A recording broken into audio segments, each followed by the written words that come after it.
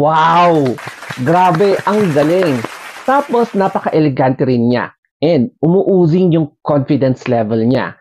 So presenting you, ito yung full performance ni Sofia Arcangel from the Philippines for Miss International Queen 2024.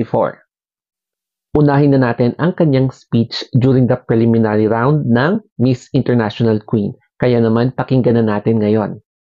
I am a woman who had the fear of being authentic. That hindered me from achieving my dreams. But I am now standing in front of you because I was able to turn that fear into understanding. Gender equality improves our world by having the authenticity, by showing yourself and expressing your dreams.